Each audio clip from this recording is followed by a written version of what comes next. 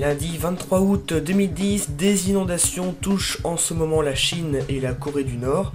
Nous verrons également qu'une nouvelle tempête tropicale baptisée Franck est actuellement située au large du Mexique et nous finirons avec un point sur les températures relevées ce dimanche 22 août dans le Grand Ouest.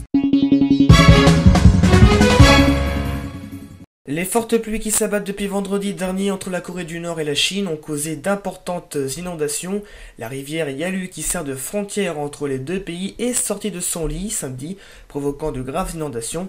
Côté chinois, les autorités ont indiqué avoir évacué plus de 90 000 personnes en urgence dans la ville portuaire de Dandong.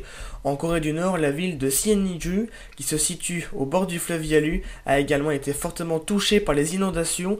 Plus de 5000 personnes ont été évacuées. Il est tombé plus de 300 mm de pluie en quelques heures sur certaines parties de la Corée du Nord et les services météo indiquent attendre encore de fortes pluies dans les prochains jours. La Chine connaît cette année les pires inondations depuis plus d'une décennie. Plus de 2500 personnes ont perdu la vie depuis le début de l'année dans le pays, dans des inondations ou encore des glissements de terrain. La 8e tempête tropicale de la saison s'est formée dans l'océan Pacifique, au large des côtes du sud du Mexique. Baptisée sous le nom de Franck, la tempête tropicale était localisée au dernier bulletin à environ 220 km au sud-sud-est de Puerto Angel.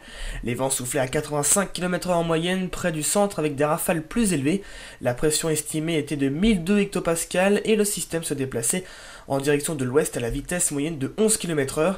Des avis de tempête tropicale sont en cours le long des côtes entre Puerto Angel et Punta Maldonado.